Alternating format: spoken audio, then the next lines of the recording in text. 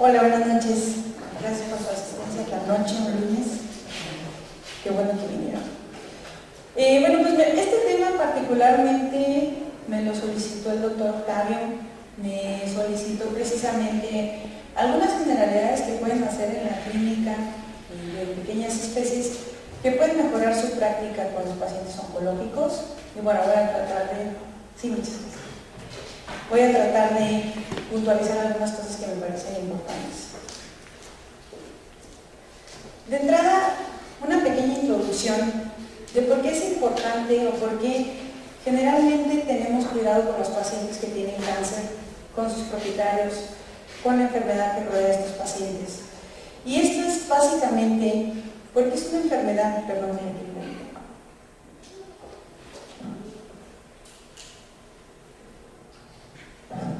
es una enfermedad con potenciales complicaciones vitales.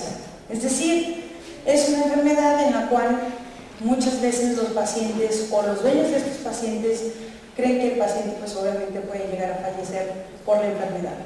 Esto le da siempre un tono un tanto oscuro a la enfermedad y de alguna manera pues hace que los propietarios sean propietarios con muchos temores, poco informados y además en muchos de estos casos los pacientes van a ser gerontes.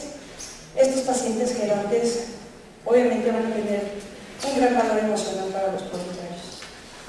Además, estos pacientes gerontes van o llegan a tener enfermedades concomitantes de las cuales también nos tenemos que ocupar. Los objetivos del tratamiento de los pacientes oncológicos están aquí puntualizados. El primero siempre va a ser calidad de vida. Lo más importante en el tratamiento de un paciente con cáncer tiene que ser siempre calidad de vida, independientemente del tratamiento oncológico que nosotros implementemos. Cuando sea posible, por supuesto vamos a buscar alargar la sobrevida de estos pacientes, siempre y cuando el paciente conserve calidad de vida. Cuando sea posible la cura, vamos a intentar curar al paciente. Hay muchos tipos de cáncer que se pueden curar, sobre todo si nosotros intervenimos de manera temprana, como vamos a ver en las siguientes diapositivas. Cuando no podemos alargar la sobrevida ni curar al paciente, vamos a intentar mantener a este paciente asintomático, que son lo que le llamamos cuidados paliativos y que son súper importantes en los pacientes con cáncer. Y si definitivamente no tenemos cómo intervenir o cómo mejorar la calidad de vida del paciente, tenemos que apoyar al propietario en la toma de decisiones, particularmente refiriéndonos a la decisión de eutanasia, ¿no? Cuando no podemos ayudar a ese paciente está sufriendo y pues de alguna manera tampoco queremos prolongar ese sufrimiento. Una pregunta que me hacen de manera relativamente frecuente. Buenas noches, doctora. ¿Cómo y cuándo dar un tratamiento a un paciente con cáncer? La realidad es que todos los pacientes con cáncer pueden y deben recibir un tratamiento oncológico. Hay muchas vertientes de tratamiento, puede ser simplemente, o más bien no simplemente, sino desde el tratamiento curativo, que sería lo que siempre buscamos al inicio, buscar curar a estos pacientes. Como les dije, muchos pacientes con cáncer se pueden curar. Hacer una terapia paliativa cuando no podemos curar. ¿Para qué? Para regresar de calidad de vida al paciente. Los cuidados de pacientes terminales y, por supuesto, incluso la eutanasia es una forma de tratamiento, una forma de intervención para ayudar a estos pacientes. Y ahora les pondré algunos ejemplos, pero es algo muy importante. Desafortunadamente, y tampoco me gusta poner esta imagen de que el cáncer o la oncología necesariamente va de la mano con la eutanasia, porque no es así, en muchos casos no es así, pero sí es muy importante considerar la eutanasia en un paciente con cáncer. No porque todos necesariamente vayan a pasar por este proceso, sino porque los que sí van a pasar por este proceso, los dueños tienen que estar bien informados de cómo, cuándo y por qué tienen que decidir eutanasia. El proceso de deterioro de un paciente con cáncer es bastante doloroso, puede ser muy largo, y la verdad es que es innecesario, por lo menos en un paciente veterinario.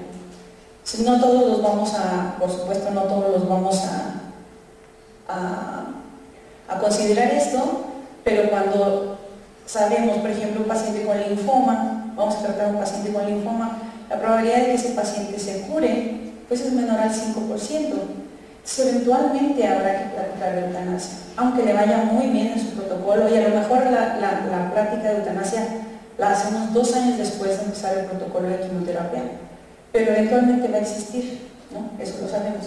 Muy distinto, por ejemplo, un paciente que tiene un carcinoma de células escamosas, en el cual hacemos una cirugía amplia, probablemente nunca tengamos que tocar el tema de la eutanasia, pero cuando es necesario es muy importante. Es de manera igual importante satisfacer las necesidades médicas del paciente como las no médicas del propietario. Acuérdense que nosotros trabajamos con un equipo, viene el paciente veterinario, que básicamente es lo que nos interesa, pero la atención de este paciente veterinario es a través de un propietario. Entonces es muy importante que también atendamos las necesidades del propietario, que no forcemos toma de decisiones en los propietarios. ¿Por qué? Porque a veces nosotros sabemos que al paciente le va a ir bien con cierta cirugía y queremos forzar que el propietario tome esa decisión. ¿Por qué? Porque es lo mejor para el paciente, pero a veces realmente los procedimientos pueden llegar a ser intolerables para los propietarios, sobre todo hablando de quimioterapia. Algunos propietarios tienen aversión a la quimioterapia y de verdad lo pasan mal cuando la mascota está en quimioterapia. Entonces, tampoco se trata de obligarlos a pasar por un proceso oncológico que puede ser pues, hasta un proceso de sufrimiento. Alguna vez tuve un cliente que tenía tanta aversión a la quimioterapia, pero tenía tantas ganas de que su perrita con linfoma viviera un poco más con calidad de vida, que accedió a comenzar un protocolo de quimioterapia. Y la realidad es que la perrita la pasaba súper bien, pero si la perrita tenía una diarrea, si la perrita de repente tenía vómito, el propietario lloraba, se angustiaba, y no sabía yo hasta qué punto realmente le estábamos haciendo un bien a ese propietario. La perrita eventualmente progresó de linfoma, llegó el momento en el que teníamos que cambiar el protocolo y él ya no pudo continuar con el segundo protocolo porque era muy pesado emocionalmente para él, y se vale respetar, tampoco se trata de hacerlo sentir mal, de que no están tomando la decisión correcta, porque muchas veces es muy difícil para ellos también pasar por este proceso. No juzguen las decisiones de los propietarios, como les dije, lo más importante aquí es respetar la decisión del propietario y ver en conjunto lo que es mejor para los dos. El cliente humano y el paciente veterinario pues son un equipo a fin de cuentas. El cáncer se ha vuelto de alguna manera una moda, una tendencia en medicina veterinaria, y eso es porque la incidencia pues realmente se está incrementando de manera significativa, de manera exponencial, no solo en los pacientes veterinarios, también en las personas, y pues es una enfermedad que generalmente vemos en pacientes de edad avanzada. Si ya tenemos cada vez más poblaciones de pacientes de edad avanzada, pues es lógico que tengamos una población mayor de pacientes oncológicos. Sin embargo, también los fenómenos globales de contaminación del agua, del ambiente, pues hasta en los alimentos, han hecho que la gente también tenga una mayor incidencia de cáncer. Gente más joven tiene cáncer y vemos exactamente lo mismo en medicina veterinaria. Tenemos muchos más pacientes con cáncer y tenemos cada vez más pacientes jóvenes con cáncer. Es de alguna manera un fenómeno global, a veces relacionado con el aumento de la población geronte, porque la población generalmente donde acostumbrábamos a ver cáncer era entre los 9 y 12 años. La verdad es que ahora yo me atrevería a decir que un 30-40% de los pacientes que veo tienen menos de 6 años. Entonces, pues sí va de la mano con un incremento en la longevidad de los pacientes, pero no necesariamente es una regla, ¿no? Nunca descarten una enfermedad oncológica porque el paciente es joven. Ha estado reportado que hasta el 45% de pacientes mayores de 10 años llegan a padecer alguna enfermedad neoplásica o fallecen por alguna enfermedad neoplásica. Esto es un porcentaje bastante alto. Digo, esto es solamente un estudio, pero a fin de cuentas refleja que casi la mitad de los pacientes mayores de 10 años llegan a padecer algún tipo de cáncer. Entonces es importante considerarlo, sobre todo en este grupo de pacientes. Como les decía, muchos de nuestros pacientes oncológicos van a ser gerontes, son pacientes de un valor emocional grandísimo para los propietarios, perros de 16, 17 años. La realidad es que han pasado toda una vida, han compartido muchas cosas con la familia y son parte de la familia, ¿no? Ya no son la mascota, ya no son por ahí el animalito que está en el patio, que está en la azotea. Al menos por lo regular, los pacientes que llegan a solicitar un tratamiento oncológico o asesoría oncológica, la mayoría no son este tipo de pacientes, son parte de una familia, son miembros muy importantes de la familia. Eso le da también un toque de alguna manera especial a esta área. Ahora, puntualmente, ¿cómo podemos mejorar la atención médica de los pacientes con cáncer? Creo que hay varias cosas aquí que debemos de recordar, o algunos tips que a mí me parece que son muy importantes en cuanto a lo que ustedes hacen en la clínica diaria. Una es identificar las necesidades del paciente, por supuesto. Otra es identificar las necesidades del propietario, eso siempre va a ser importante. Y otra es identificar deficiencias médicas propias, que también es muy importante. En cuanto a las necesidades del paciente, como dijimos, el primer objetivo, calidad de vida, ¿no? Entonces, eso es lo que vamos a buscar en el paciente. No hay que olvidar nunca, los pacientes oncológicos llegan a tener dolor. Muchos de los pacientes oncológicos al momento de la consulta tienen dolor, por lo tanto es súper importante que lo contemplemos en el tratamiento primario. Es bastante común que los dueños de las mascotas no se den cuenta que el paciente tiene dolor aun cuando es evidente. Estos dos pacientes, este gatito tiene un carcinoma de células escamosas, esta perrita tiene un tumor mamario, el tumor mamario llega prácticamente hasta la axila, este tumor obviamente llega prácticamente hacia el ojo, y aunque no lo crean, los propietarios aquí consideraban que los pacientes no tenían dolor. Al momento de mencionarles la analgesia, el primer comentario de los propietarios fue: no, si el gato no tiene dolor, come súper bien y juega.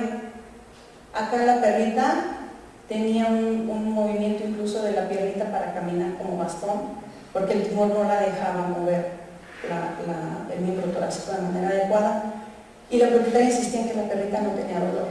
¿Por qué? Pues porque corría todavía y comía. Entonces es importante que nosotros detectemos a estos pacientes. Digo, estos quizás son casos extremos, pero a veces son más sutiles y nosotros como médicos no necesariamente nos damos cuenta del dolor que llegan a padecer estos pacientes. Por lo tanto, sí es muy importante que estemos al pendiente. Si ustedes se imaginan con una lesión como la que ven en su paciente y asumen que esa lesión les podría ocasionar dolor, entonces den analgésico en ese paciente, porque lo más probable es que ese paciente pues realmente tenga dolor.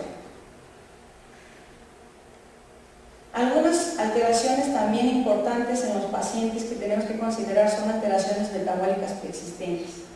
Si hablamos de que estamos tratando un grupo de viejitos, un grupo de gerontes, muchos de estos pacientes van a tener pues realmente otras comorbilidades. Es muy importante que hagamos en estos pacientes un abordaje integral, que hagamos en todos los estudios de sangre completos, que hagan una evaluación de su estado general de salud y por supuesto los estudios de sangre mínimos, hemograma, bioquímica sanguínea, ureanálisis, y estos son rutinarios no solo en los gerontes, sino en todos aquellos pacientes que reciban un tratamiento quimioterapéutico. Todos los pacientes que reciban quimioterapia deben de tener estos estudios de manera rutinaria. Dependiendo del protocolo es la frecuencia con la que hacemos estos estudios, pero estos estudios precisamente nos van a ayudar a mejorar calidad de vida. ¿Por qué? Porque cuando damos quimioterapia, los quimioterapéuticos van a tener eliminación orgánica, van a tener eliminación renal, metabolismo hepático. Por ejemplo, en el caso de los platinos, ¿cuántos de ustedes aquí han utilizado algún tipo de platino? ¿Qué tipo de platino, doctor? cerquita, pero no. El platino, el término es, básicamente los platinos, el nombre de la quimioterapia termina precisamente con esa palabra. ¿A quién le suena un platino? Cisplatino es uno. Cisplatino es súper tóxico para el riñón. Prácticamente ya no usamos cisplatino en veterinaria, está indicado y hay protocolos, pero es muy tóxico para los pacientes. Pero usamos mucho, por ejemplo, carboplatino. Carboplatino lo llegamos a usar bastante en los pacientes veterinarios, pero debemos de tener cuidado con la función renal. ¿Por qué? Porque tiene una fuerte eliminación renal y si el paciente es insuficiente renal, por ejemplo, la toxicidad de este quimioterapéutico se va a elevar. Esta toxicidad renal la vamos a ver en los gatos con doxorubicina. Por eso dice aquí doxorubicina. Ahí está un poquito confuso. Pero aquí lo que quise decir es que esta toxicidad renal la van a presentar los gatos con doxorubicina, los gatos con platinos y los perros con platinos también. En cuanto a los quimioterapéuticos que pueden alterar la función hepática o que van a tener un metabolismo hepático importante, son ciclofosfamina, vincristina, doxorubicina, lomustina. Particularmente la lomustina puede llegar a ser bastante hepatotóxica. De hecho, los protocolos que llevan lomustina deben de llevar un riguroso monitoreo de la función hepática, de la estructura y de la función. Y per se ese quimioterapéutico sí puede generar grandes cambios en la función hepática. Es importante hacer estos estudios cuando damos estos quimioterapéuticos. La doxorubicina aquí la menciono por la parte de los gatos en cuanto a la función renal, pero generalmente la doxorubicina va a tener toxicidad cardíaca, ¿no? Vamos a tener alteraciones en el ritmo, alteraciones en la contracción, sobre todo en los perros. Aquí la limitante, por ejemplo, para usar doxorubicina es que el perro tenga insuficiencia miocárdica o que tenga una enfermedad cardíaca severa. Recordando que los pacientes, o un grupo importante de los pacientes oncológicos van a ser gerontes, es importante que tratemos de diferenciar algunos signos que pueden pasar desapercibidos o pueden confundirse en un paciente geronte como algo normal o propio del paciente. Sin embargo, algunos de ellos pueden significar algún tipo o el primer indicio de una enfermedad neoplásica.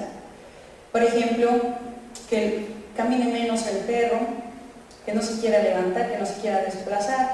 Muchas veces los dueños, incluso el médico, llegan a asociar esto pues, a una enfermedad articular, que el paciente pues es de edad avanzada y puede tener problemas para desplazar, sin embargo a veces significa dolor, incomodidad en alguna articulación, en algún hueso, no necesariamente algo degenerativo, que duerman mucho.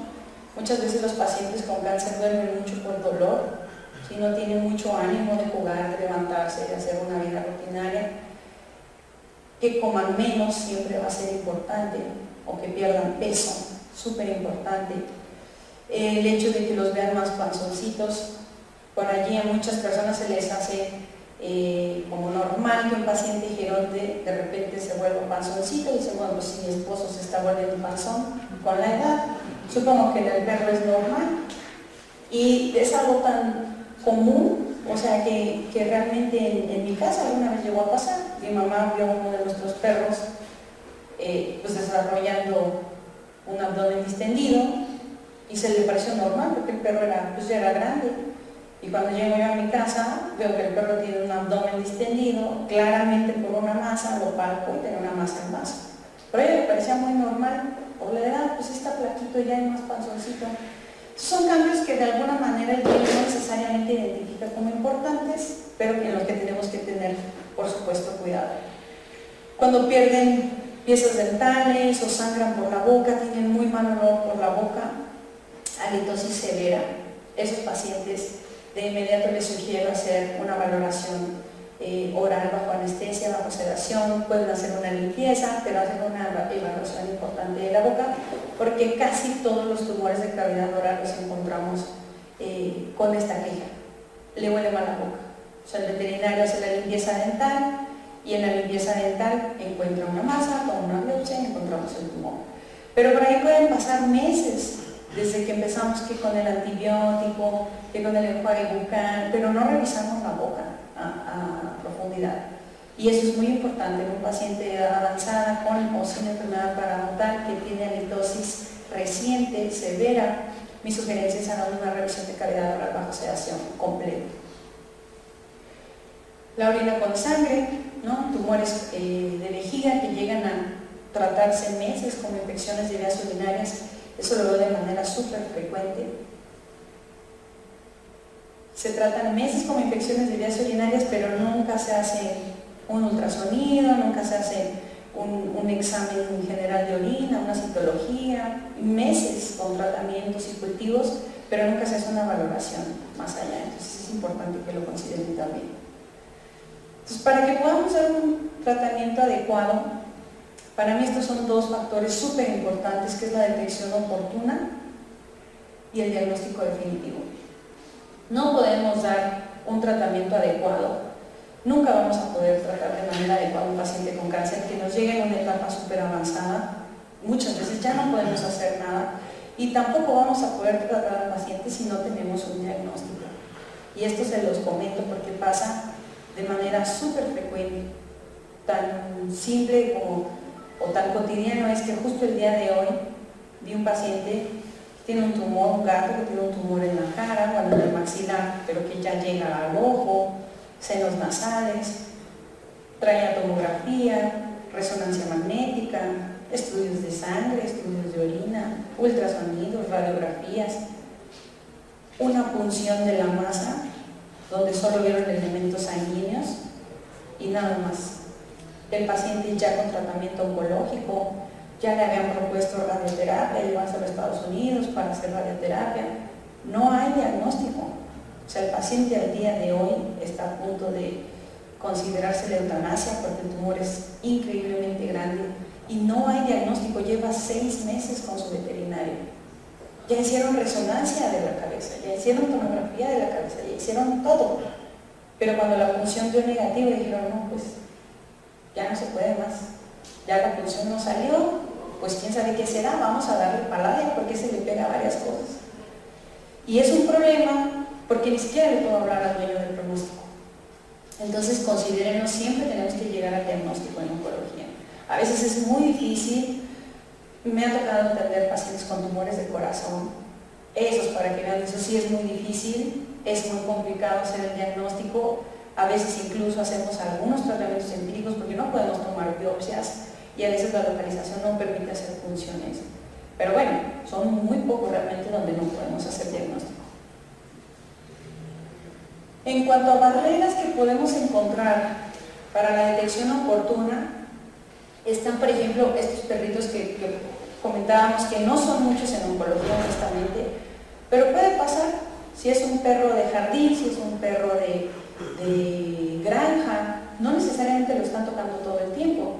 Entonces, cuando se dan cuenta que hay un problema, usualmente este problema está avanzado. Eso puede ser una barrera para que hagamos diagnóstico temprano. Yo en esos casos, la verdad es que les sugiero fomentar. Hay dueños muy responsables que económicamente no tienen limitantes, pero acostumbran tener este tipo de mascotas de granja. Yo conozco muchos que tienen una granja, tienen a sus perros en la granja, van 2 o 3 veces al año a la granja, los ven, y pues 2 o 3 veces al año es la revisión que puede hacer el dueño y darse cuenta de algo.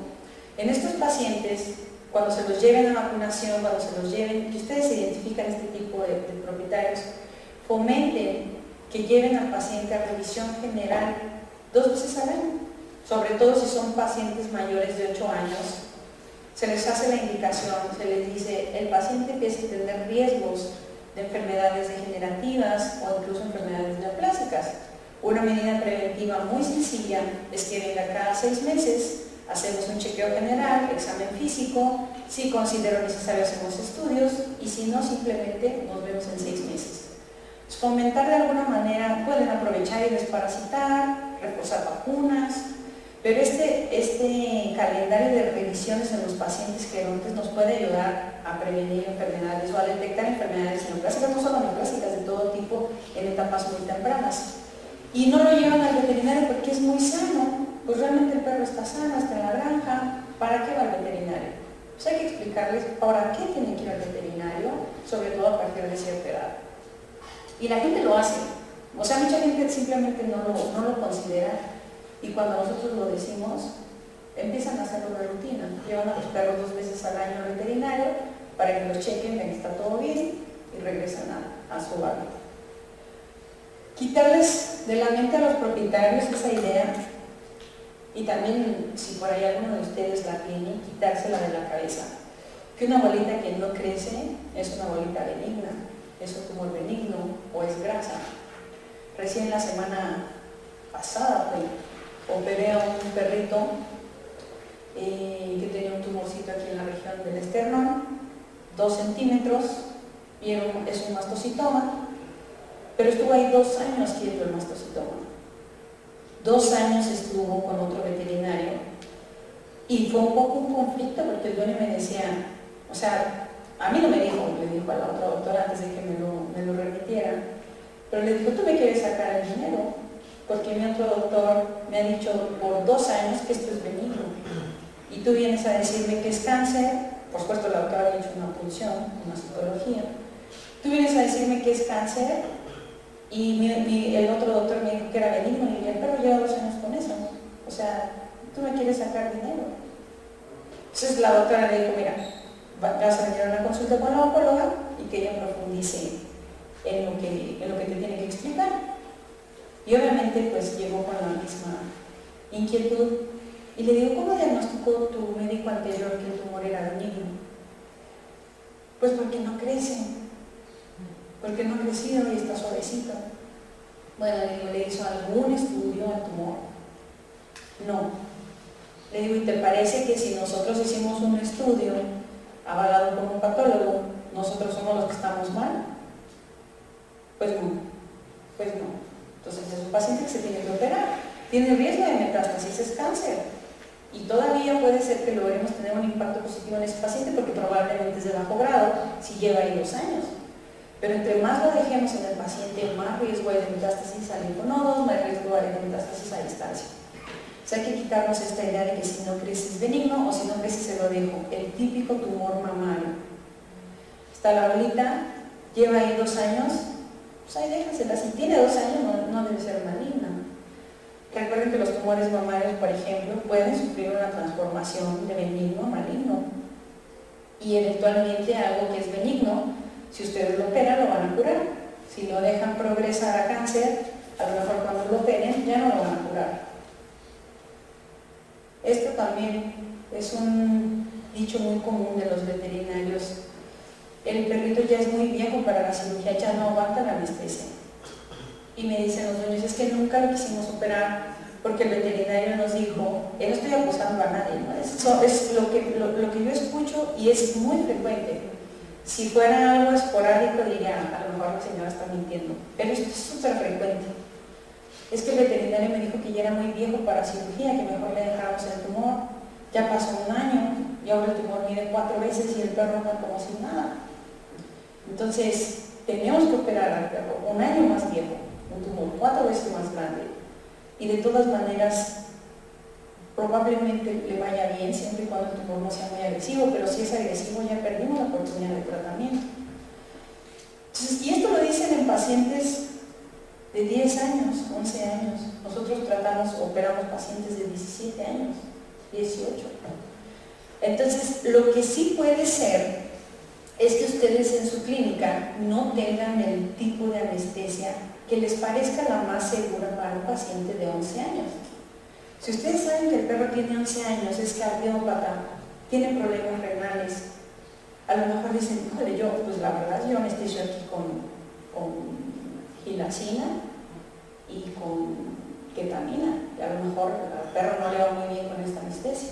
Eso sí puede ser, pero en ese caso lo que tienen que hacer es buscar a un colega que tenga un tipo de anestesia más segura, ya sea para remitir al paciente o para operar a ese paciente con el colega, pero no quitarle la oportunidad de cirugía porque nosotros no tenemos los medios para ofrecer una cirugía o una anestesia más bien segura. En cuanto a detección oportuna, vemos aquí el claro ejemplo. Este es un Golden Retriever, este es el fémur, miembro pélvico izquierdo, está todo rasurado porque ya va a entrar a cirugía, pero este es un mastocitoma. Pueden ver, todo esto es la parte del fémur, del miembro pélvico. La relación del tumor con el tamaño del miembro del perro, pues es un tumor chiquititito, está delineado para hacer cirugía. Es detección oportuna. Se hizo, por supuesto, la revisión del linfonodo regional, estaba limpio. Es detección oportuna. Aquí podemos hacer cirugía amplia, sin problemas, analizar el tumor, detectar si es de alto grado, de bajo grado, decidir si le damos quimio, si lo podemos curar. Muchas posibilidades de curar a este paciente. Y este es el otro caso. Este es el fémur de otro paciente. Este es un tumor. Otro tipo, este es un sarcoma de bajo grado, un sarcoma grado 1, que probablemente cuando era pequeño tenía una excelente opción de cirugía paliativa, o a lo mejor hasta curativa, quién sabe en qué región estaba inicialmente. Pero vemos ya que un paciente ya en la condición corporal de este paciente, un paciente ya deteriorado, un paciente ya metastásico, y aquí, pues, ya aunque ustedes quieran ofrecer una posibilidad de cura, aunque el tumor inicialmente haya tenido una posibilidad de cura, ya no podemos ofrecerla, ¿no? La enfermedad ya está muy avanzada. Como les decía, siempre no tener diagnóstico va a ser una complicación. Básicamente no podemos hacer nada sin diagnóstico. No tenemos herramientas de tratamiento, no tenemos herramientas, pues en general, para darle opciones paliativas, incluso a veces al paciente, más que analgésicos, ¿no? Pero a veces, aunque las opciones sean paliativas, involucran quimioterapia. Si no hay diagnóstico, no podemos dar ni siquiera estos tratamientos oncológicos paliativos. El diagnóstico puede ser súper sencillo, como hacer una citología en tumores que son muy exfoliativos, son bastante útiles, melanomas, carcinomas, linfomas. No necesitamos más que una aguja y enviar el estudio con un patólogo y tenemos diagnósticos bastante confiables. Si no los tenemos con citología, por ejemplo en el caso de los sarcomas, hemangiosarcoma, osteosarcoma, pues tenemos la histopatología. Nos va a tocar mandar biopsias, nos va a tocar retirar el tumor y mandarlo a analizar por histopatología.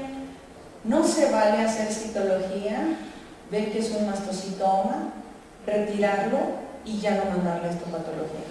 ¿Por qué? Porque ya la citología es súper confiable, dijo la doctora que era muy confiable. Ya sé que es un masto, ya para qué lo mando a analizar. Toda la información para dar quimioterapia y de pronóstico va a estar en este estudio. Y eso también es muy común. De repente llego a consulta a una clínica donde nunca he ido, porque eventualmente cuando empezamos a trabajar ya más o menos saben, o vamos implementando algunos protocolos que el médico dice no, todo se va a histopatología. Todos los tumores de estas características primero se hace citología. Pero a veces llego a una clínica donde voy de primera vez, no habíamos tenido contacto previo, simplemente ya el paciente le diagnosticaron cáncer, ya lo operaron y yo llego a consulta, y esto es muy común, no se hizo histopatología. ¿Por qué? Porque la citología fue diagnóstica y pues ya no había necesidad de mandarlo a analizar. Y imagínense yo que llego a consulta externa, es la primera vez que veo al perro, al dueño, no tengo una sola herramienta para decirle se operó con bordes limpios, hay que volverlo a operar, hay que darle quimioterapia, el perro se curó. No tengo nada de esa información. A veces, en algunos casos, se va a tener que hacer inmunistoquímica cuando el tumor llegue a tener un grado de indiferenciación importante, que no sea muy claro para el patólogo. A veces tenemos que hacer incluso algunas técnicas de inmunistoquímica para clasificar los tumores de manera más completa. Otra complicación bastante común es que el paciente no esté estadificado. Esto incluso sucede en el día a día con los colegas con los que trabajo de manera rutinaria. Entran a cirugía con la perrita o la gatita del tumor mamario y después de cirugía, cuando ven que el resultado es maligno, toman la radiografía y a veces pues ya encontramos lesiones bastante avanzadas en el pulmón y no necesariamente pues era una paciente candidata a cirugía, ¿no? Porque muchas veces el tumor es tan pequeño, ni siquiera le ocasiona malestar al paciente. A veces, aún que haya metástasis, operamos, porque intentamos darle calidad de vida a los pacientes cuando el tumor es ulcerado, es doloroso, y hacemos cirugía paliativa aunque tenga metástasis. Pero a veces la metástasis es tan severa y el tumor, el primario, es tan pequeño que no le está generando malestar, que realmente la cirugía fue un procedimiento invasivo, innecesario e inútil para ese paciente. ¿Por qué? Porque nos vamos a tener que enfocar realmente en la metástasis pulmonar y el primario probablemente ni siquiera nos iba a dar problemas. Pero si no está estadificado el paciente, tenemos problemas. Eso también es muy común. Yo llego a la consulta, ya tiene diagnóstico de cáncer, ya está operado. ¿Qué estudios tenemos de imagen? Nada. Entonces llego yo a pedir los estudios. No es tan frecuente que justo sea el caso así, ¿no? Que ya está operado, tomamos la radiografía y está invadido, pero sí pasa. Y en esos pacientes pues es complicado explicarle a los propietarios por qué no se hicieron estos estudios antes de cirugía. Por ahí, por un lado, no platicas con el médico en privado y le dices, oye, es que si vuelves a tener una gatita con un cáncer de mama o una bolita en mama, no te metas a cirugía sin radiografía por esto, esto y esto. Pero enfrente del dueño, pues no podemos hacer esos comentarios, ¿no? Entonces por ahí de repente es un poquito incómodo y pues obviamente para el médico veterinario también llega a ser frustrante porque dice, híjole, o sea, pues no hice el procedimiento como debía de ser, no se hizo el procedimiento completo. Y la mayoría no lo hace con dolor ni lo hace con ganas de cobrar una cirugía, lo hace porque piensa que es el mejor camino para el paciente y no necesariamente es así. La estadificación es súper importante, no solo con radiografías. Para la evaluación del abdomen generalmente hacemos ultrasonido. El ultrasonido puede llegar a ser súper útil en pacientes con linfoma, sobre todo perros, para estadificarlos, saber o conocer la extensión del tumor, porque muchas veces el linfoma es periférico, es multicéntrico, pero tienen infiltrado al vaso, al hígado, a los riñones, a los linfonodos mediastínicos, a los linfonodos mesentéricos, ilíacos. Eso es súper importante saberlo antes de que empecemos el tratamiento, porque cuando nosotros hagamos la evaluación de la respuesta, tenemos que evaluar la respuesta también. Aquí este es un vaso de una perrita con linfoma, está lleno de nodulitos, así es como se ve con lesiones hipoecoicas en el ultrasonido. Este vaso no lo quitamos por gusto. Si el paciente tiene linfoma y tiene infiltrado en el vaso se queda, no se opera. Se queda porque el vaso va a responder a quimioterapia igual que cualquier otro linfonodo. Es decir, el vaso, a fin de cuentas, va a responder como cualquier otro linfonodo. Y no nos sirve de nada quitarle el vaso porque nos quedamos con todo el linfoma en todo el cuerpo del paciente. Este vaso está aquí expuesto porque esta perrita tuvo piómetra. Y antes de empezar quimioterapia, detectamos en el ultrasonido de estadificación que tenía piómetra. Tuvimos que entrar primero a operar la piómetra antes de empezar la quimio. Estaba estable y todo, pero aproveché para tomarle una fotito porque casi nunca los operamos, entonces ya aprovechando que estaba ahí le tomé una foto, pero generalmente no se van a quitar esos vasos. Entonces, si ustedes hacen un ultrasonido, ven la imagen que se le llama de panal de abejas en el vaso, lo primero que tienen que hacer es sospechar del linfoma. O sea, antes de correr a cirugía y quitar el vaso, hagan una revisión de todos los linfonodos periféricos, hagan una revisión de tórax y busquen linfoma en otro sitio. Hablando particularmente de las necesidades del dueño, ¿qué es lo que requiere que nosotros hagamos por el dueño o con el dueño de un paciente con cáncer? Hay cosas súper importantes que llegan a ser barreras para que nosotros demos terapia temprana, terapia definitiva. Y muchos de esos de esas barreras son mitos que tienen los propietarios. Un mito súper común son los conceptos que tienen acerca de cirugías radicales, cirugías de maxilar, maxilectomías, mandibulectomías, amputaciones. Y de hecho muchos médicos tienen muchas reservas con estas cirugías. A veces incluso le niegan la posibilidad, o sea, no le dicen al dueño que el perro necesita una maxilectomía o una mandibulectomía, porque para el médico es una cirugía muy cruenta, muy ruda. Y la realidad es que probablemente nunca han tenido un posquirúrgico de un paciente con una mandibulectomía, porque si lo tuvieran, si lo vieran de manera frecuente, se darían cuenta que es uno de los procedimientos más sencillos y de recuperación más rápida. Pero si nosotros transmitimos eso al dueño o no le explicamos cómo se va a recuperar el paciente después de una cirugía radical, pues el dueño va a estar lleno de miedos. Muchas veces cuando yo sugiero, sobre todo cuando detectamos tumores de cavidad oral, melanomas, carcinomas de células escamosas, sarcomas, incluso algunos épulis que llegan a crecer mucho, necesitamos hacer mandibulectomía. Ese es el tratamiento, ese es lo que le va a dar al paciente un pronóstico mejor. En muchas ocasiones, si hablamos de carcinoma de células escamosas o de sarcomas, puede ser la cura del cáncer de ese paciente, y el melanoma es menos común. El melanoma generalmente sí tenemos complicaciones con metástasis, pero hablamos de que la cirugía puede llegar a ser curativa en muchos tumores de cavidad oral.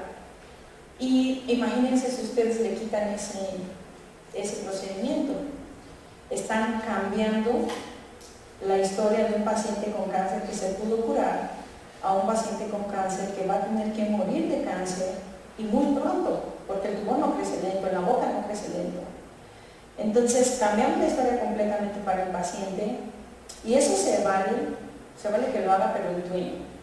Que el dueño diga, no hay manera, que nosotros le expliquemos pros, contras, que le enseñemos videos, que le enseñemos fotos, que le expliquemos cómo va a ser la recuperación, y diga, no lo acepto.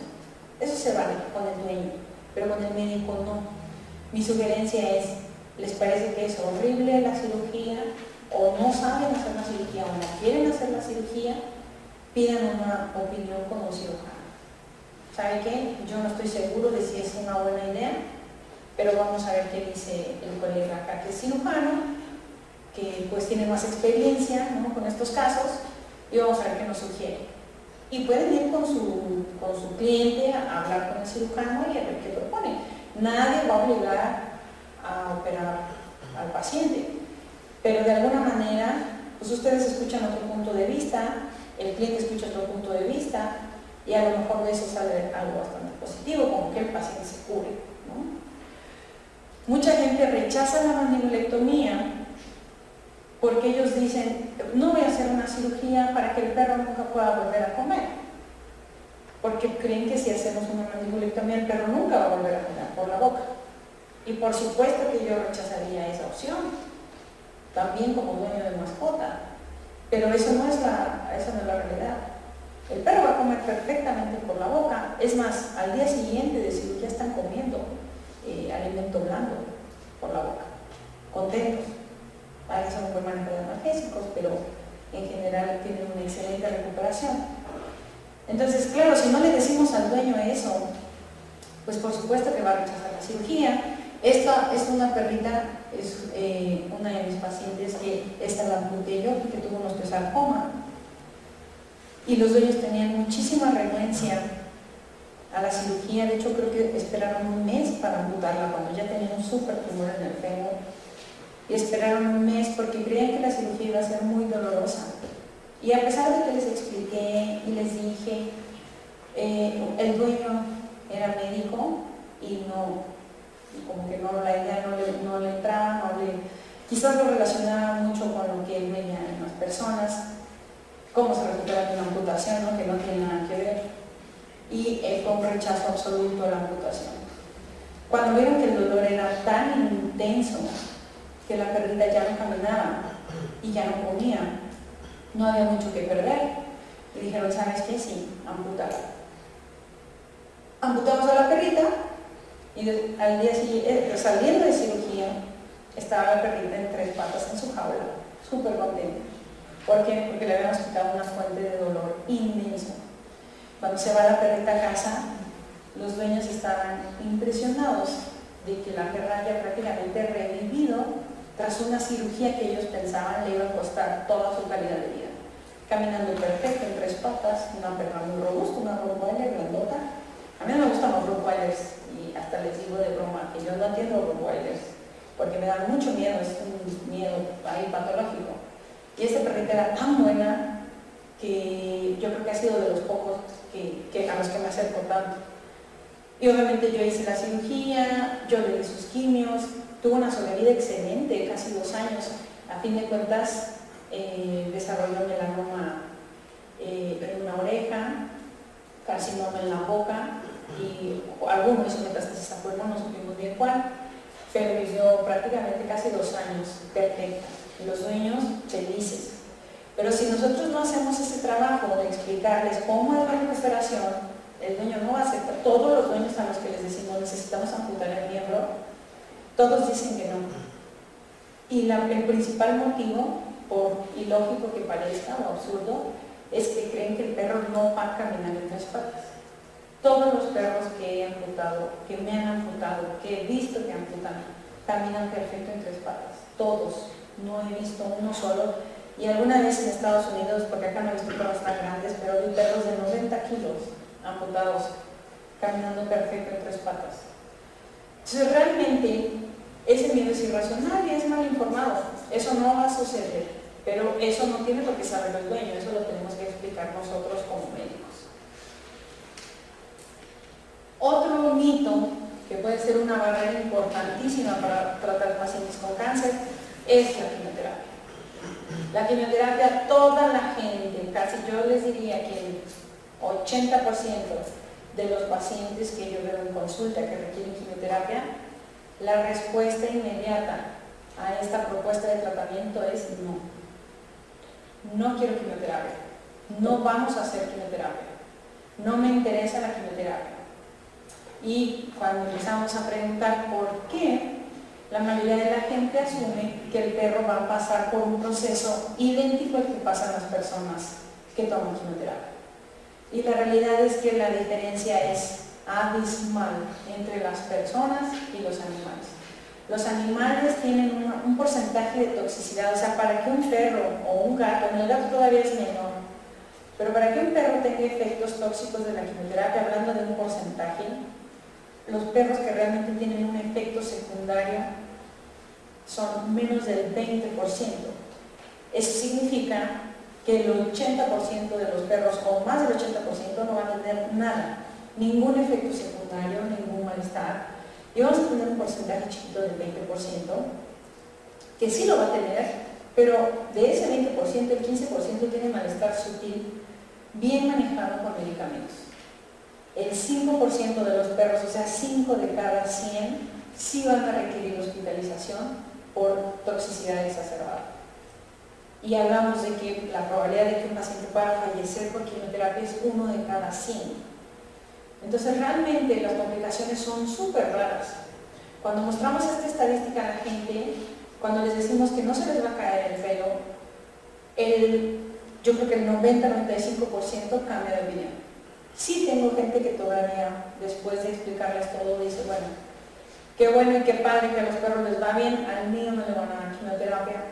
Mi mamá falleció de cáncer, no falleció de cáncer, falleció por la quimioterapia. O sea, la quimioterapia la mató, no le voy a hacer lo mismo al perro. Y entonces ahí es cuando me doy cuenta que ese propietario es de negación, porque le acabo de decir que no le va a pasar al perro, que es muy diferente.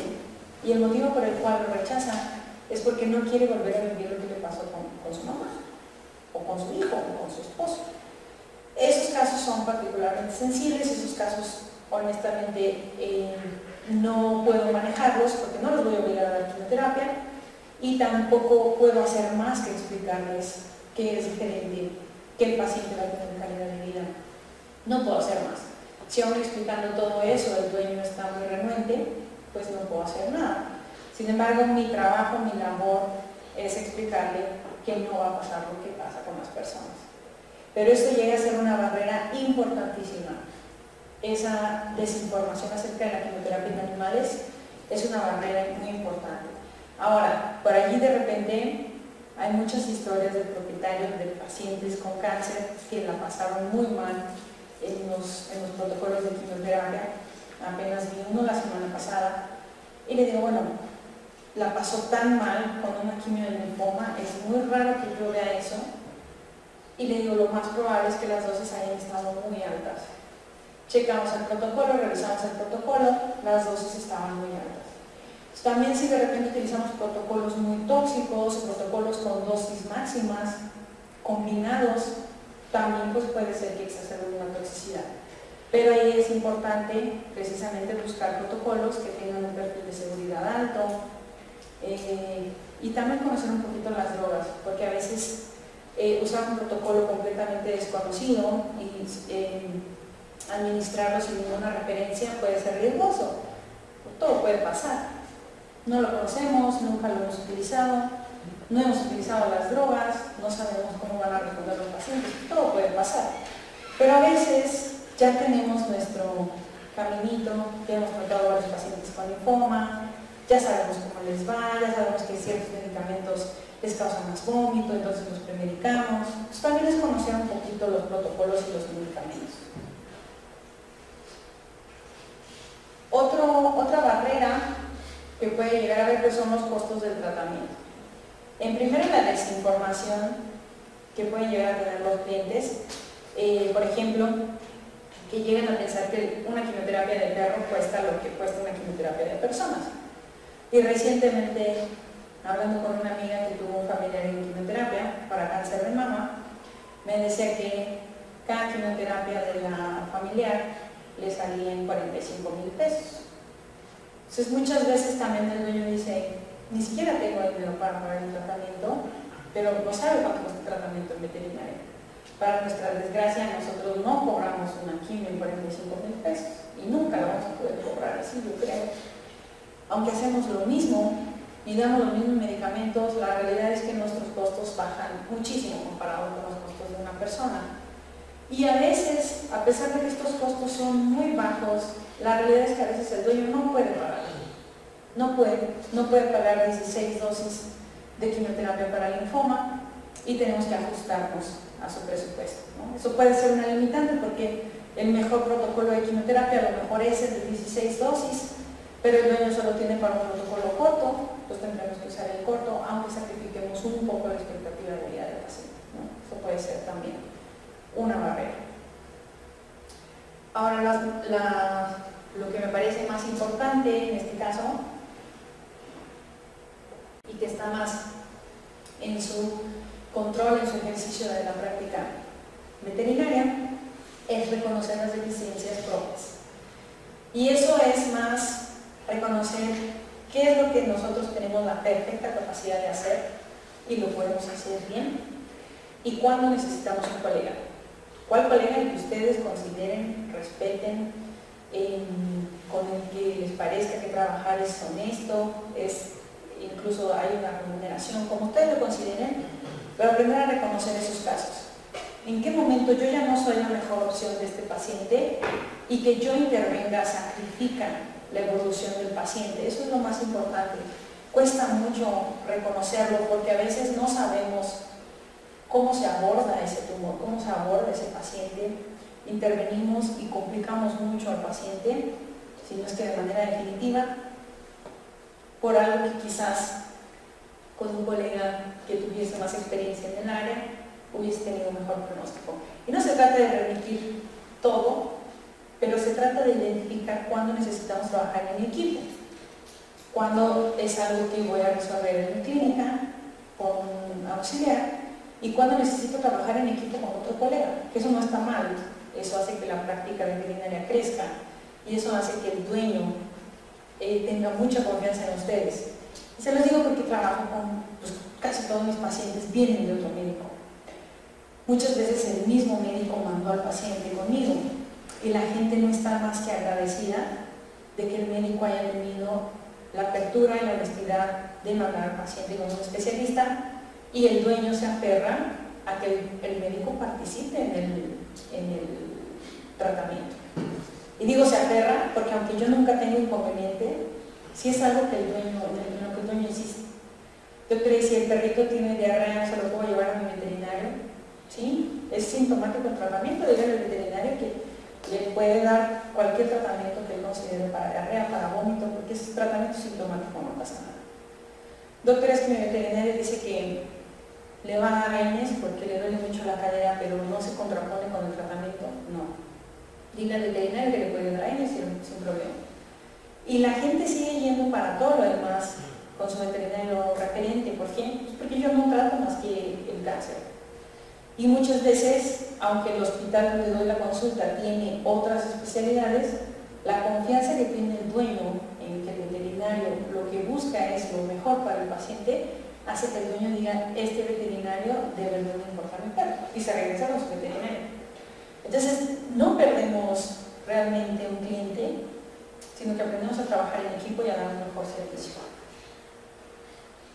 Si van a dar el servicio de oncología en su clínica, es muy importante que todo el equipo médico esté enfocado en el mismo objetivo.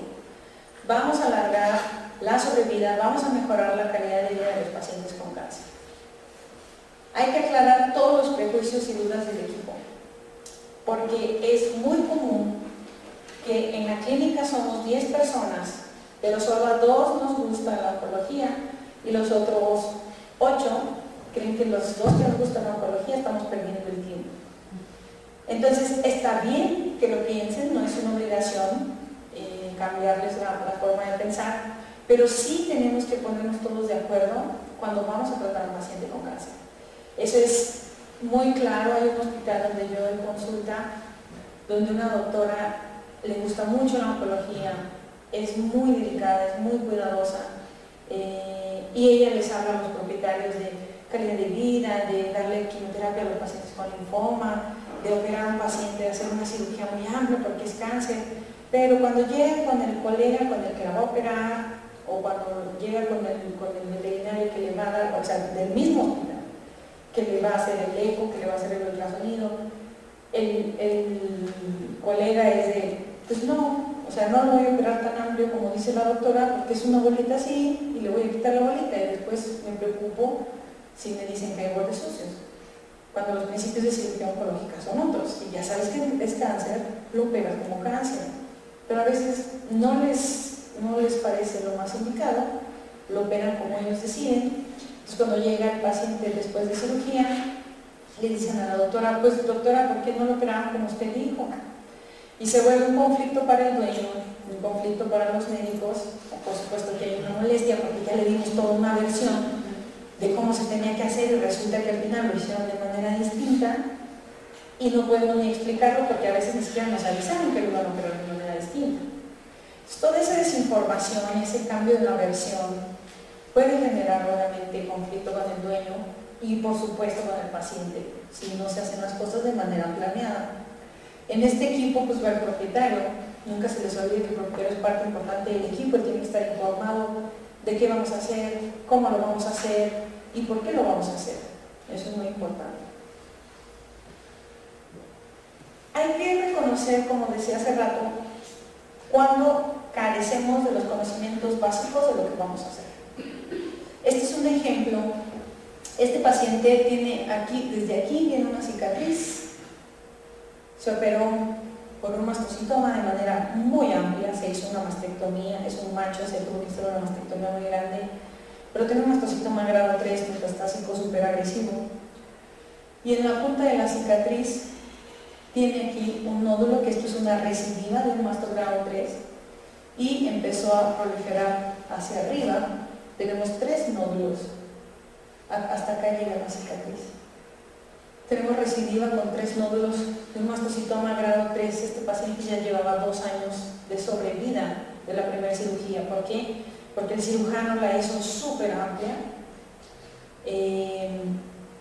Este paciente la primera vez lo operó el doctor Paredes, justo en Seúl, con su alumno de maestría, que es el doctor Jesús, que es el cirujano con el que yo trabajo mucho.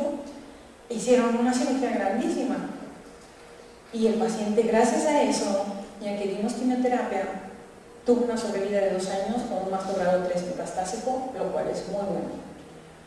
Pero entonces en la recidiva, imagínense, la primera cirugía es la que tiene más posibilidades de éxito. Esto es una recidiva. Esta cirugía tiene más posibilidades de fracaso que la primera, y la primera ya tuvo recidiva. Pues, ¿qué va a pasar si aquí hacemos unas nodulectomías? Si quitamos las bolitas de manera marginal, este tumor va a regresar en 15 días y va a regresar mucho más agresivo. Entonces, lo que necesitamos aquí es una cirugía muy agresiva, donde, si pueden ver, se quitaron los músculos de la pared abdominal, se retiraron obviamente los nódulos en bloque, pero con el margen profundo, siendo los músculos, se retiraron los músculos de la pared, no todos, pero varios músculos de la pared abdominal. Fue una cirugía grandísima, de nuevo, pero tiene que ser así, o tenía que ser así.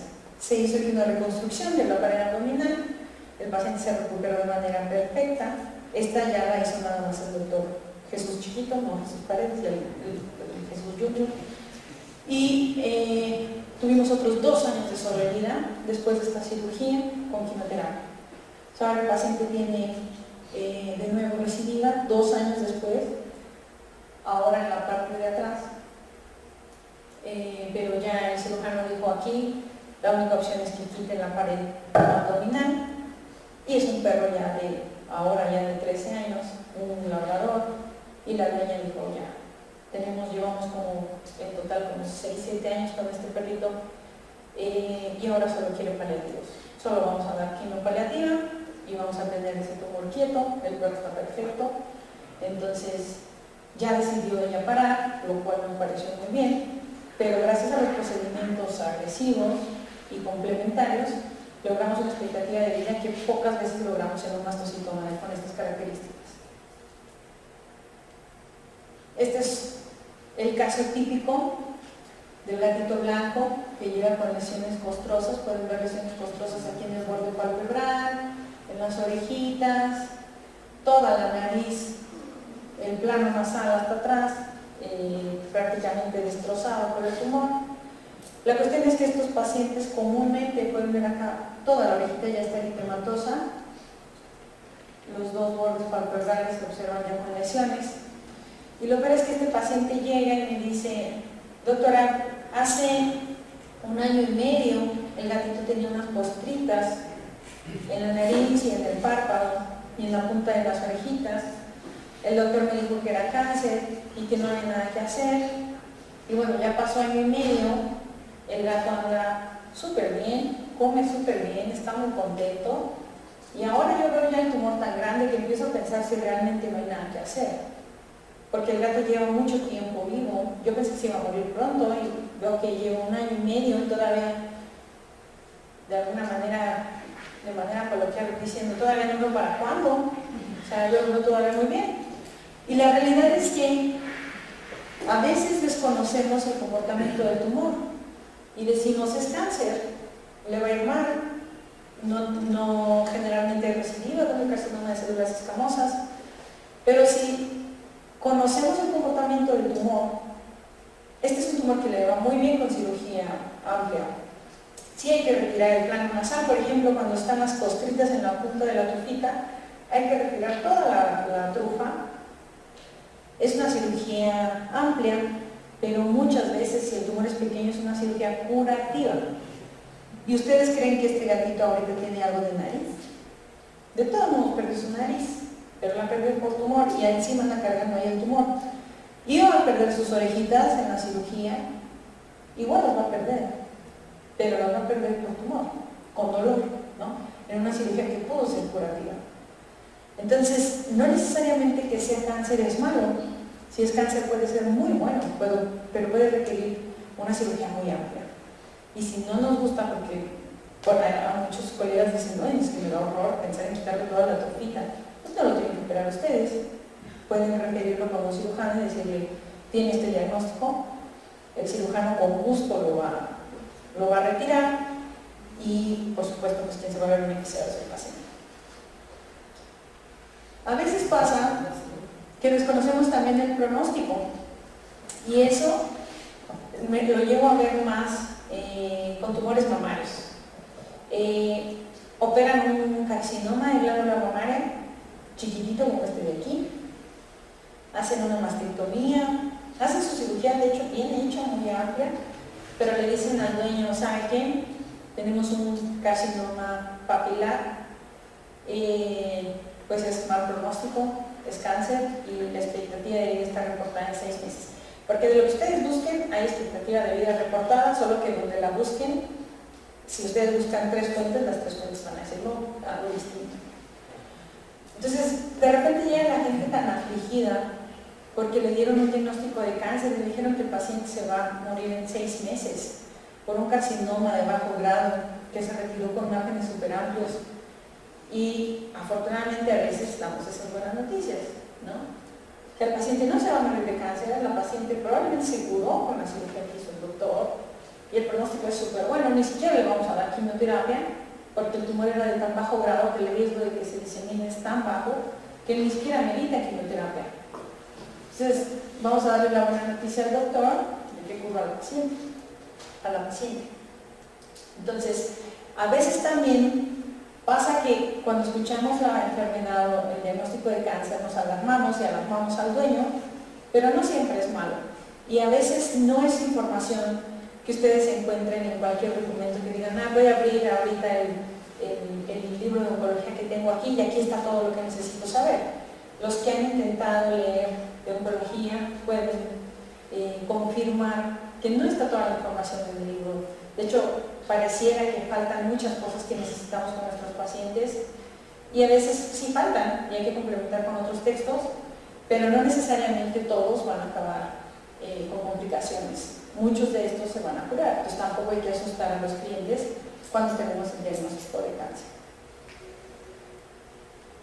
Las opciones terapéuticas que vamos a utilizar en oncología son 2, y esto lo puntualizo porque este es otro conflicto que llegamos a tener en el tratamiento de los pacientes. Está la terapia local, que es el tratamiento primario, el tratamiento del primario, que va a ser cirugía o cuando se tenga disponible radioterapia. Ahí vamos a tratar la masa original, el primario. Generalmente es el tratamiento de tumores sólidos. Si ustedes tienen un paciente con un tumor sólido, o sea, una masa, una bola, tienen que considerar que va a necesitar terapia local, o cirugía o radioterapia. Y está la terapia sistémica, en la cual podemos incluir a la quimioterapia y a las terapias blanco. Generalmente esto complementa la cirugía o puede ser un tratamiento primario de pacientes con tumores o con cáncer hematopoyético, leucemias, linfomas, mieloma. Es un problema común que vemos en el tratamiento de pacientes con cáncer, es que hacemos una selección inapropiada del tratamiento, es decir, queremos utilizar un tratamiento sistémico para una enfermedad local. Queremos tratar esto con quimioterapia. Esto es un tumor sólido, es un tumor mamario, de hecho bastante adherido a la pared, a los músculos en este caso, un tumor que está invadiendo la piel, de rápido crecimiento y que tiene características clínicas de malignidad. Entonces vemos esto y decimos, está muy grande esto, yo creo que esto ya no lo puedo operar, pero le podemos dar una opción de quimio. Con la quimio nunca vamos a quitar ese tumor, nunca vamos a quitar un tumor mamario con quimio. Entonces, de entrada nuestro tratamiento va a fracasar, porque no es el tratamiento indicado. El tratamiento indicado en un tumor sólido es cirugía. Entonces, lo que necesitamos es cirugía amplia, muy amplia. Y esto nunca lo vamos a lograr con quimioterapia.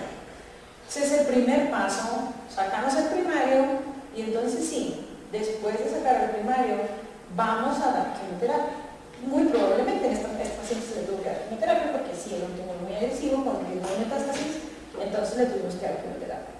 Pero esto no va a sustituirlo la quimioterapia, nunca lo va a lograr. Entonces nuestro tratamiento, nuestra quimioterapia va a ser un fracaso para eso. Está este caso, por ejemplo, es una perrita con una recidiva, a ella le hicieron una mastectomía hacía 3 semanas. Y a las 3 semanas tiene recidiva del tumor, un tumor súper agresivo, un carcinoma mamario, no recuerdo el tipo histológico, pero no era un carcinoma inflamatorio, era un carcinoma mamario, solo que muy agresivo. Sin embargo, viene con recidiva a las 3 semanas y viene con lesiones cutáneas, también similares o semejantes a lesiones neoplásicas. Al ver estas lesiones, lo primero que pensamos es, ¿el paciente tiene radiografía de campos pulmonares? No. El paciente ya tiene recidiva del tumor y todavía no hay radiografía de campos pulmonares. Tomamos la radiografía de campos pulmonares y es una paciente metastásica. necesitaba más cirugía.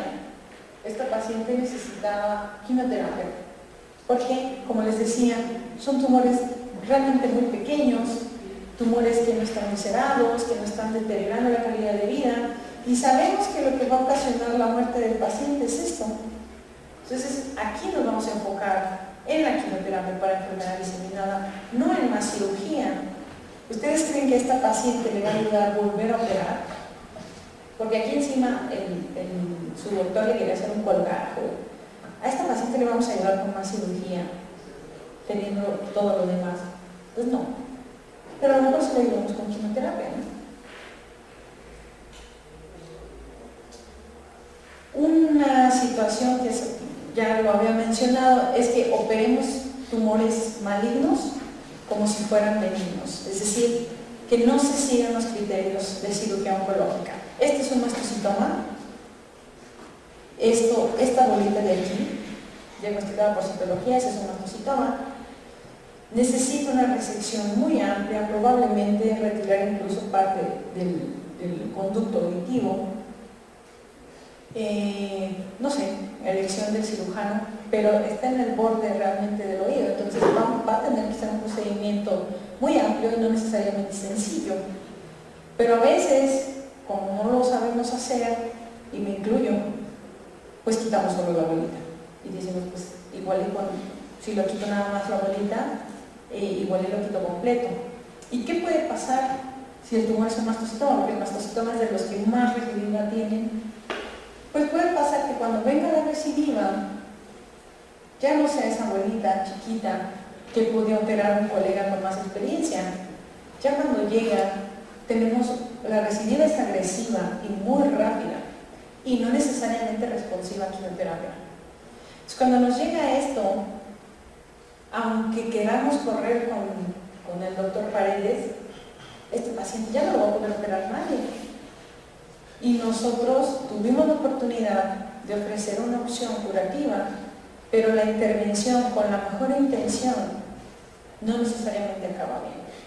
Entonces, este tumor tiene una recidiva altísima si no se opera de manera adecuada, y las recidivas en la cara o en zonas cerca de la cara son muy complicadas de operar por una segunda vez. ¿Por qué? Porque la primera cirugía es la que tiene más posibilidades de éxito.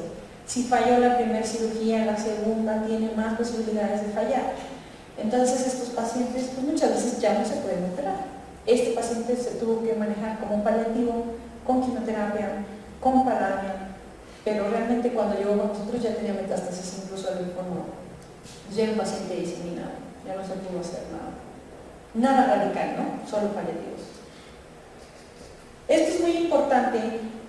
Y pongo esta imagen porque a veces pareciera que cuando vamos a dar quimioterapia agarramos una ruleta y decimos, a ver cuál protocolo nos escoge la ruleta y el que salga le vamos a dar al perro. Y llegan pacientes que han sido tratados sobre todo con vincristina, muchos pacientes tratados con vincristina para tumores que no se tratan con vincristina. ¿Por qué? Pues porque la vincristina nos es muy familiar, la usamos mucho en veterinaria, y asumimos que todos los tumores se van a tratar con esto.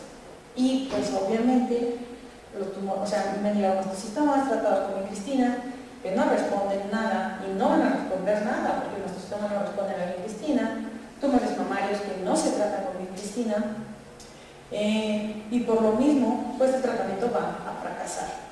Quimioterapia que damos antes de cirugía, después de cirugía y como paliativo. Si tan solo equivocamos en la elección de la quimioterapia con el objetivo que vamos a dar, nuestro tratamiento va a fracasar. Es decir, si yo a un osteosarcoma le quiero dar quimioterapia neoadyuvante, que doy, esa se da antes de cirugía, con la finalidad de reducir el tumor.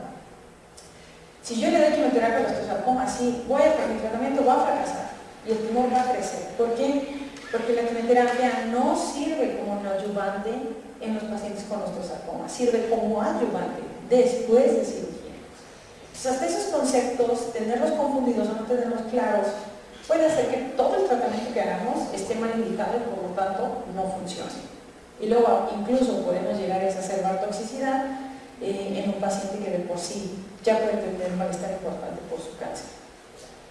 Entonces es muy importante recordar que hacer oncología no es dar quimioterapia, ¿no? La quimioterapia incluso se administra como un protocolo de rutina, con ciertas indicaciones, ciertas precauciones, pero eso no es hacer oncología. Eso es como poner en práctica el tratamiento oncológico. Sin embargo, todo lo que rodea la oncología incluye tener empatía con el propietario. Si nosotros no tenemos empatía con la gente, nos chocan los propietarios aprensivos, los propietarios apegados, ni se acerquen a tratar pacientes con cáncer. Todos los propietarios son apegados y aprensivos cuando llevan un perro con cáncer a consulta.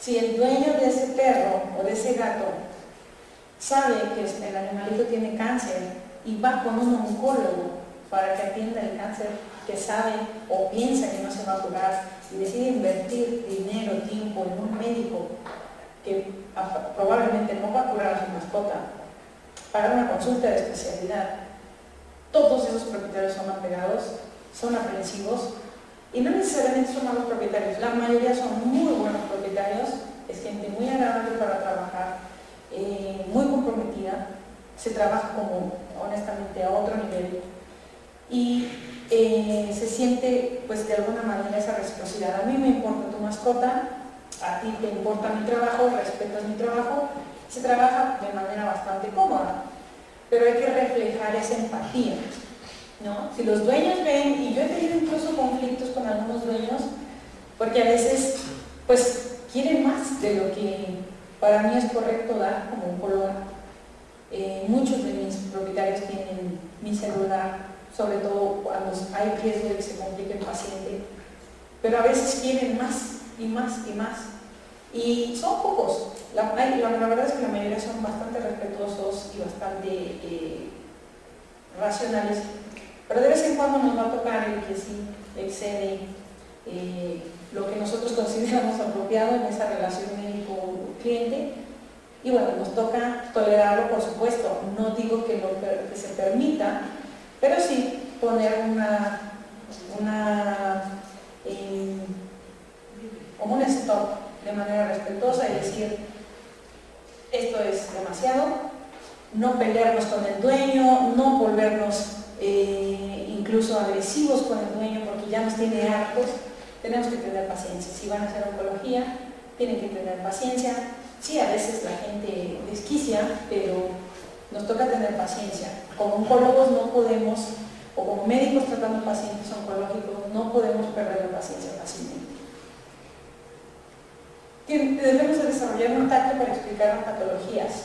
Muchos clientes se quejan de que su veterinario le dijo de manera muy tajante que el paciente tenía cáncer y que iba a fallecer. Y a veces, pues es cierto, el paciente tiene cáncer y va a fallecer, tiene razón el doctor, pero a veces simplemente la forma de explicar las cosas puede cambiar la percepción del dueño. Porque a veces yo lo único que hago es decirle al dueño, no tengo nada que hacer, y el perrito realmente va a fallecer. Y estoy diciendo lo mismo, pero a veces buscando palabras más, pues de alguna manera menos agresivas al oído del propietario, ¿no? Es parte del trabajo de hacer oncología. Es muy importante que así como tengamos tacto, seamos muy claros en el pronóstico, porque tampoco vamos a echar porras y vamos a decir que todo va a estar bien cuando sabemos que la enfermedad es terminal, y también ser muy claros en las expectativas. Los pacientes con linfoma, el primer día de consulta se les dice que la enfermedad no se cura. Eso no quiere decir que no va a tener calidad de vida, eso no quiere decir que no va a responder bien al tratamiento, pero no se cura. Entonces, si nosotros no explicamos eso, al fin, cuando acabamos el protocolo de quimioterapia, el dueño muchas veces dice, entonces ya, acabamos la quimio y ya, ¿verdad? O sea, el perro se curó y todo va a salir bien. Y por supuesto que pues la realidad no es esa. Viene el proceso de observación, de monitoreo mensual, para que después esperemos la recaída. Y si no explicamos eso al principio, es un golpe bastante fuerte para el propietario y a veces incluso genera molestia. Se los digo porque yo lo digo siempre en la consulta en el día 1. Y cuando acabamos el protocolo, ya se les olvidó.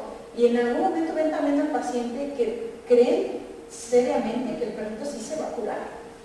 Entonces nos toca retomar. Y de hecho ahora lo hago cada que los veo en sus revisiones periódicas de antiquimio, retomamos el comportamiento del tumor, sin necesariamente volvernos un recordatorio de esto se va a complicar. Acuérdense que esto, o sea, no se trata de hacer eso, sino de reforzar la parte positiva del tratamiento sin olvidarnos de la expectativa real, que es, se va a controlar, pero no se va a curar. Mientras se controle, está perfecto porque el perrito está asintomático. Y reforzar lo positivo del tratamiento. Es importante que entiendan que cuando el tratamiento fracasa, nosotros no somos los que fracasamos. Y eso pasa en un número importante de gente. Muchas personas con el duelo del paciente, de estar perdiendo a un familiar, ¿no? Un familiar perruno, gatuno, que lo ponemos al mismo nivel porque para la gente ya llega a estar en el mismo nivel. Pero cuando pasa esta parte del duelo, la gente realmente puede llegar a transformarse, la gente puede llegar a ponerse pues un poquito violenta, incluso ante el dolor, ante el duelo, ante la pérdida. Y de repente, como les digo yo, coloquialmente se nos voltean, ¿no? Eran clientes súper buenos, con los que nos llevábamos súper bien, y de repente cuando viene la complicación con la mascota, hasta nos juzgan y nos culpan de no haber curado al paciente, cuando en realidad nunca estuvo en nuestras manos curar al paciente. Es importante dejar eso claro al inicio, porque después de que lo hacen muchas veces y después de que muchos clientes te reclaman que hiciste mal tu trabajo, te reclaman que por tu culpa perdieron a su mascota, se vuelve desgastante. Y por ese motivo, tanto oncólogos de humana como oncólogos veterinarios tienen un desgaste emocional importante, muy importante, porque andan cargando mucha culpa, mucha muerte, y eso pues lo tenemos que aligerar. Si somos un poquito más claros al inicio y reiteramos que no está en nuestras manos curar al paciente, sino mejorar la calidad de vida del paciente, y lo estamos recordando constantemente, eso generalmente mejora la respuesta cuando el paciente se complica. Y algunas alteraciones propias o complicaciones más bien propias de los gerontes, por ejemplo, para hacer diagnóstico, pueden ser, si los signos son agudos, puede haber colapso súbito, ¿no? Que sobre todo cuando se revienta una masa o se rompe una masa esplénica, una masa hepática, para una hemorragia. Si hay disnea aguda, puede ser por masas en tórax, efusiones que produzcan estas masas en tórax. Si de repente estaba jugando el perrito y se fracturó un miembro, que eso lo reconocemos como una fractura patológica, pero a veces literal les pasa jugando con su pelota, es una fractura patológica, muy probablemente es un tumor de hueso. Si tiene de repente parálisis aguda, lo podemos relacionar también a tumores de médula espinal, convulsiones, a tumores intracraneanos, o cualquier alteración, como les decía, de cavidad oral, sangrado, halitosis, inflamación, lo pueden relacionar a tumores en cavidad oral. Desafortunadamente a veces ocurren de manera súbita y eso puede complicarnos el diagnóstico. Por ejemplo, si tenemos un paciente con hemobdomen no traumático, llega con 14 hematocrito, prácticamente inconsciente, ¿ustedes van a poder tener diagnóstico antes de entrar a cirugía? Pues van a tener que entrar a cirugía sin saber qué es. Muy probablemente va a ser un hemangiosarcoma, ¿no? Pero no tienen la seguridad. O sea, a veces no nos da tiempo de hacer el proceso correcto, pero tenemos que hacer algo para evitar que obviamente el paciente se complique. Entonces puede ser una complicación para hacer diagnóstico, pero es una urgencia, se tiene que atender. Les recomiendo ampliamente que en los pacientes gerontes, todos sus pacientes gerontes, pacientes mayores de 8 años, además de hacer un examen físico rutinario, enfocado a lo que les dice el paciente, ¿no? Si reciben una perrita de 10 años que va con un pioderma, tiene por ahí otitis, además de hacer la revisión de la piel, de los oídos, una perra de 10 años, vamos a revisar sus linfonodos, vamos a revisar las 10 glándulas mamarias. ¿Por qué? Porque son sitios comunes de tumores en perras de 10 años. Vamos a revisar la cavidad, hacer una buena palpación de la cavidad abdominal, Es muy común que en perros gerontes en la palpación abdominal de rutina encontremos por ahí estructuras raras, pidamos hacer un ultrasonido y después andemos encontrando pues tumores de manera incidental en la joven. Eso es bastante bueno porque son hallazgos tempranos que generalmente tienen mejor pronóstico. Algunas complicaciones para el tratamiento pueden ser estas comorbilidades de los pacientes: enfermedad articular, pacientes con displasia de cadera, enfermedad del disco, problemas neurológicos en general, y sobre todo se nos van a complicar en tumores como osteosarcomas apendiculares o sarcomas de tejido blando que se originan también en los miembros, en los cuales pues, la cirugía va a requerir amputación. Un sarcoma de tejido blando infiltrado al hueso o de alto grado en un miembro, al igual que nuestro sarcoma, va a requerir amputación de ese miembro. Esa va a ser nuestro primer abordaje quirúrgico. Vamos a quitar el primario. Dijimos que los sólidos se tienen que quitar. El osteosarcoma, los sarcomas son sólidos, hay que quitarlo. No lo vamos a poder quitar, ni menos un tumor de estas dimensiones, sin la válvula. Entonces hay que amputar. Pero antes de amputar, hay que hacer una evaluación ortopédica, neurológica completa que nos diga que este paciente va a andar bien en 3 patas. Les digo, hay oncólogos que incluso dicen que no han visto un solo perro en su vida que no camine en 3 patas, incluso con problemas ortopédicos y neurológicos severos. En general, yo creo que sí vale la pena hacer una evaluación ortopédica neurológica para no tener sorpresas, sobre todo después de cirugía, de que resulta que el paciente ya no puede caminar, porque sí tenía una displasia de cadera severa y por lo tanto una enfermedad articular severa, y nos dimos cuenta después de cirugía. Problemas como incontinencia, infecciones recurrentes de vías urinarias, sobre todo cuando usan diuréticos y cuando usan esteroides. Los pacientes que ya padecen incontinencia, de repente los dueños medio toleran esta condición, y cuando usamos esteroides es una regadera en la casa, bueno, la perrita en la casa, y sí es una complicación importante. Los dueños se quejan bastante, adoran a la perrita, pero se vuelve una situación en la que toda la casa es un lío de orina. Y puede ser algo que considerar si la paciente tiene incontinencia no controlada, el uso de esteroides o de diuréticos. Para enfermedades endócrinas como obesidad, esta por ejemplo para mí sería una paciente que jamás amputaría de un miembro torácico.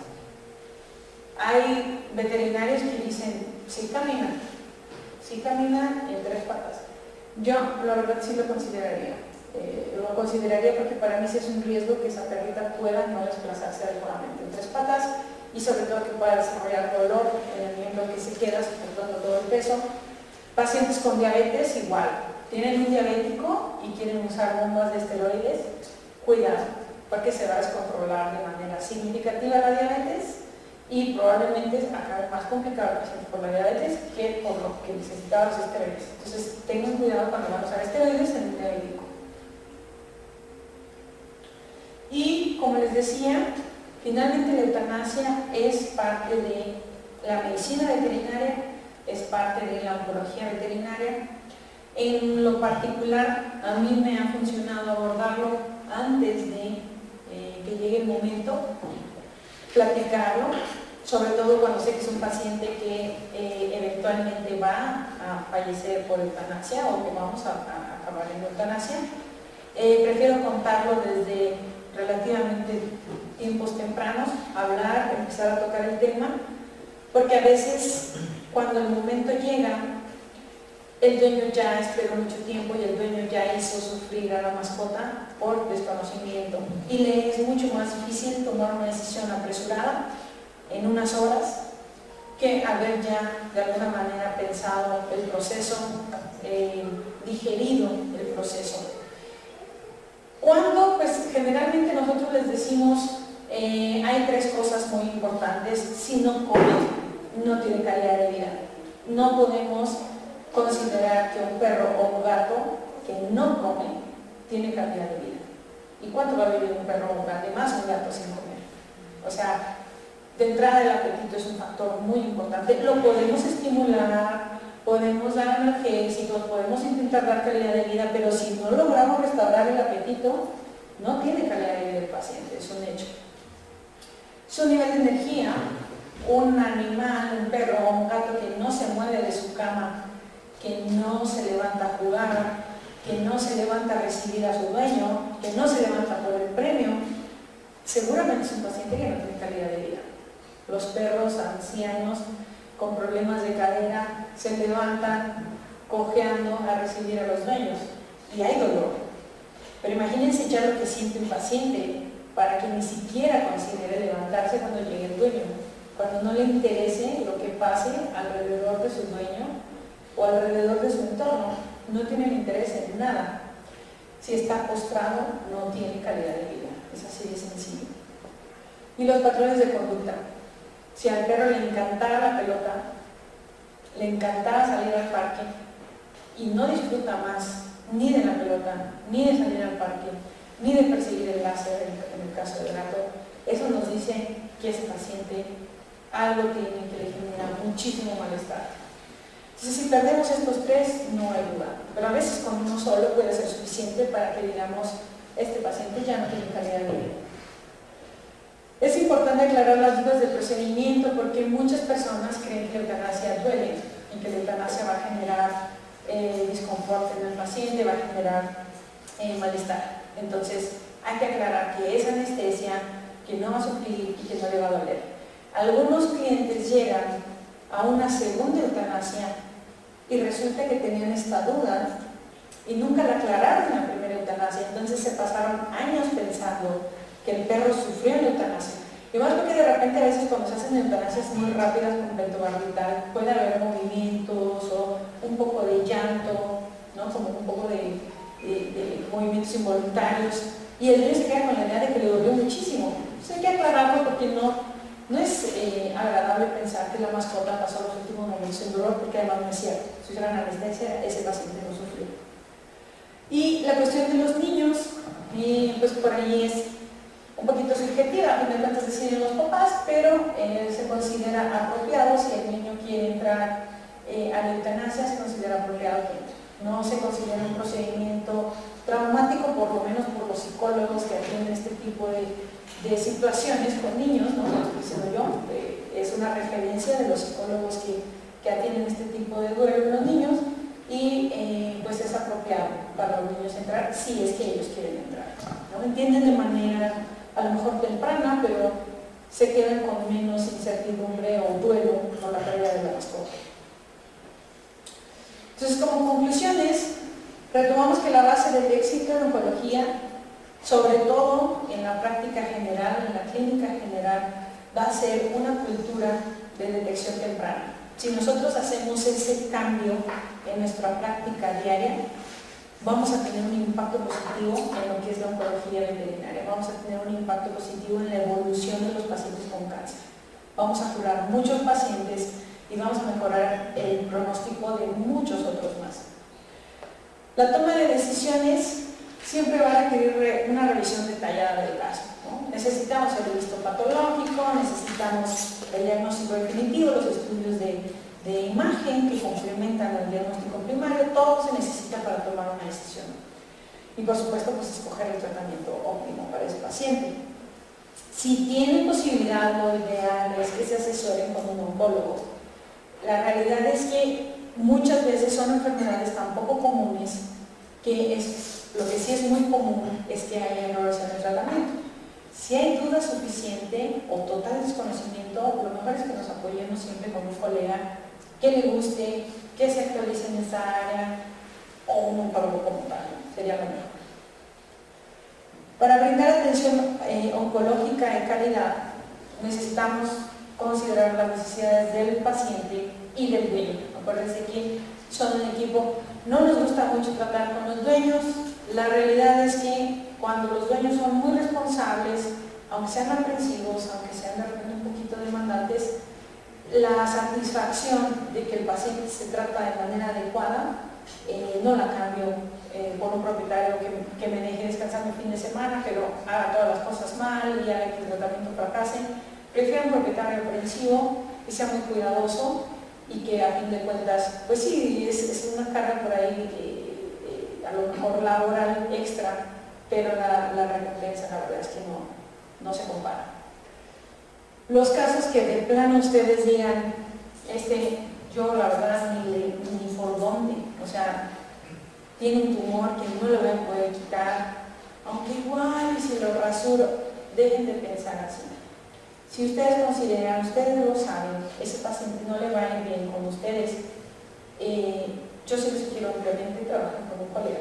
Remitan casos, hagan una forma de trabajo en la cual le digan, mira, yo te voy a mandar estos casos, pero eso lo hace incluso un colega de San Luis, que trata de hacer como empezó a hacer una red de médicos y decía, bueno, yo hago ortopedia, cuando tengas un caso complicado de ortopedia, mándamelo a mí, yo sé que a ti te gusta la derma, cuando yo tenga uno de derma complicado, te lo mando a ti. Y vamos haciendo redes de trabajo donde hacemos equipo y brindamos mejor atención a los pacientes. Se lo sugiero ampliamente. Ahora a estos médicos en salud les está yendo muy bien, les está funcionando muy bien y los clientes y los pacientes están mejor atendidos. Consideren siempre que los pacientes gerontes van a tener comorbilidades, hay que atenderlas y nunca dejen sin seguimiento a los pacientes.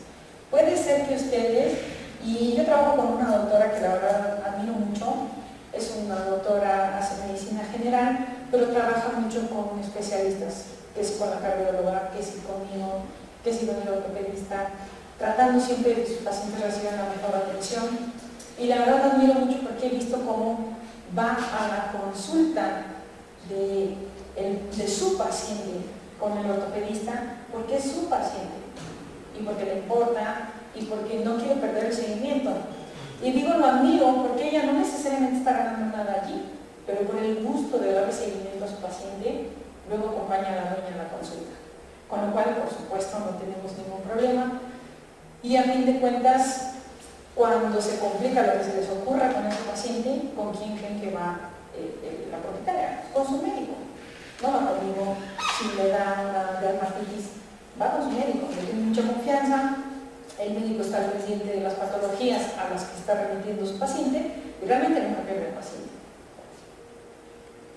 Esto es todo. Finalmente, quiero hacer un pequeño anuncio para los doctores que van a ir al Congreso Veterinario de León.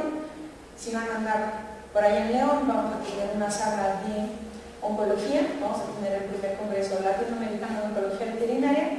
Va a ser una sala dentro del Congreso de León, completamente gratis si tienen beca del Congreso de León o pagan su inscripción al Congreso de León. Los 4 días del Congreso vamos a tener sala de oncología, van a venir ponentes de todo el mundo, bastante reconocidos, y van a poder disfrutar de esta sala de oncología completamente gratis dentro del Congreso, por si les interesa.